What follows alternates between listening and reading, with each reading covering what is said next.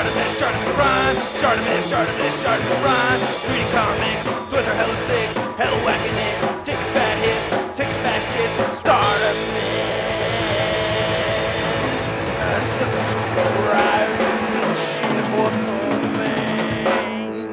Who's laughing now? Hey, what's up, you guys? Articulation Prime here, doing another Marvel Legends toy review on the Marvel Legends Captain America from Series 1.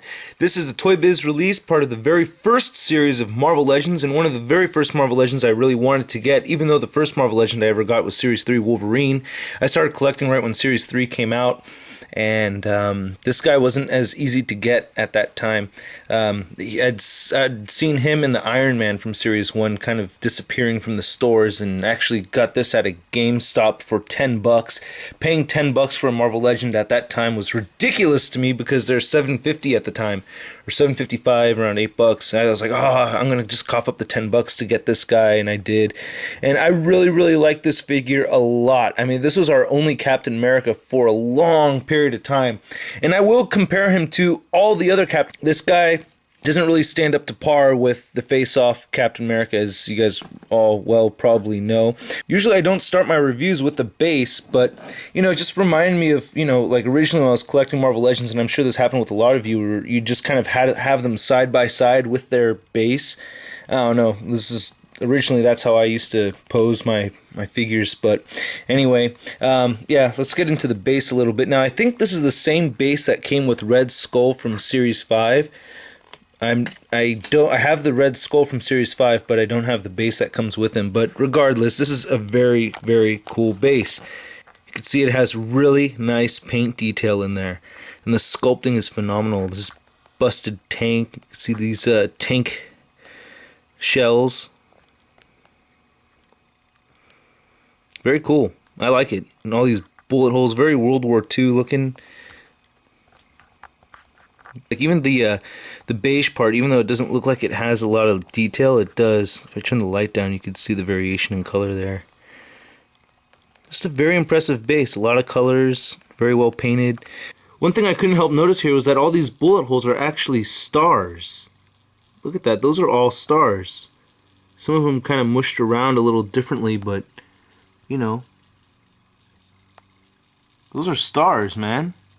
Very well sculpted. Like they got this little piece of the window frame coming up. Very realistic. And it's got a hole right there so you can peg them onto the wall. Now mine broke on me. If you actually kind of broke in two places. Oh great, now I feel like I'm going to break it again. Well anyway, now I don't want to pull it apart. See how this side's flimsy? It has these two like things that go into it, and one of them stuck inside the tank part. And oh yeah, I also wanted to mention that he has these pegs sticking out right here on the base. These 3 pegs to help him stand. So that's very cool. Then you have the flag right here, which is just made out of paper. There's the eagle on the tip of the flag. Now, unfortunately for my dumbass, oh god, I'm so mad at myself for this. Now, the sticky tape or whatever that they use on this thing to keep it together came off on mine.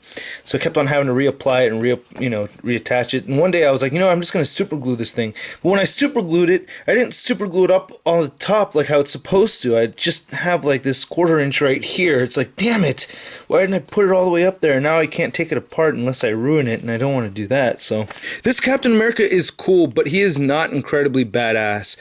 Like I said, this is our only Captain America for a while, all the way up until Series 8. But this guy, I mean, the face sculpt is very good.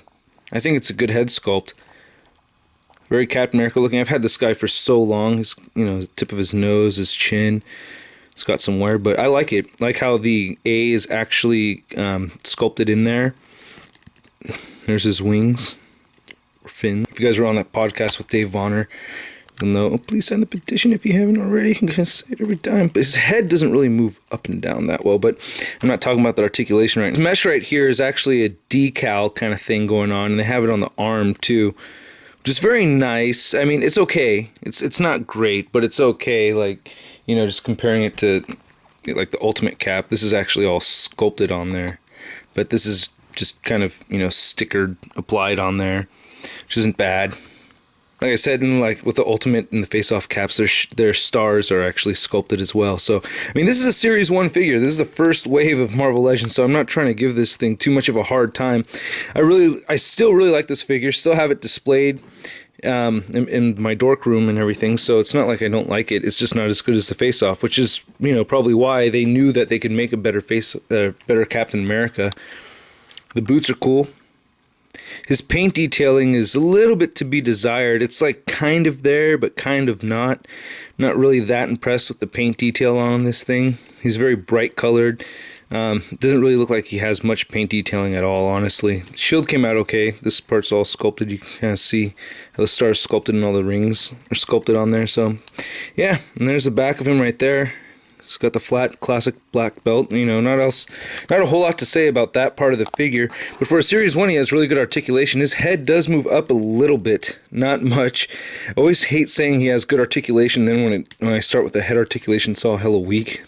It moves kind of side to side, but he also has this neck joint right here. It kind of rotates also. It's kind of weird. Now, is it just me, or did this mold never get reused for anything else? I don't remember ever seeing this in another figure. Correct me if I'm wrong, but this is the only figure that they ever used this mold for. He's got a diaphragm joint right here, and he kind of moves up and down. He does have a waist joint that's very good.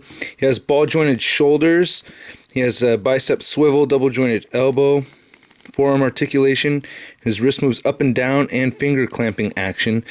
And he has this thigh joint right here, which is a very original Toy Biz kind of thing, where it goes out and forward, then rotates right here. Double jointed knees, rotates at the boot right there. Ankle moves up and down, toe articulation, and a beautiful ankle pivot all the way back in Series 1. I mean, come on, man.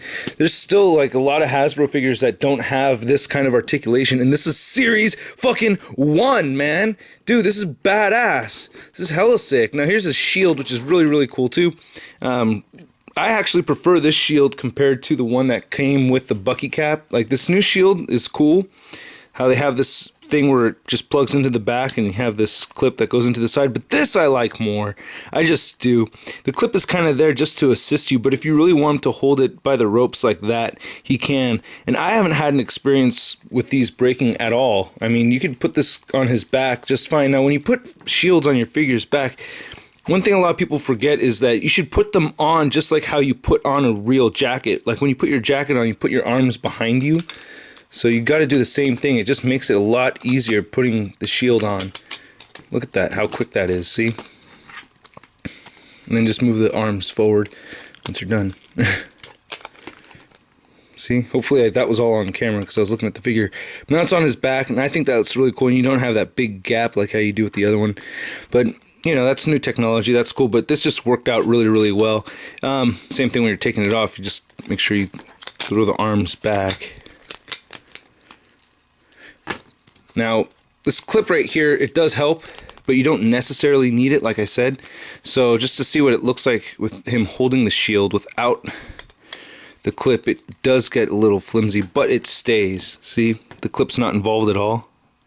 Just holding it like that. Maybe it's supposed to be a little further like that. But you can, it's easier to pose if you have the clip there, and you know, the clip just comes out. Put it in sideways, and then rotate it around. That's what I do. And then you have the assist right there. You know, I guess I'm over-explaining something that's simple. And there's just the peg holes at the bottom of his feet. Made in China by Chinese children. Marvel Enterprises, 2002.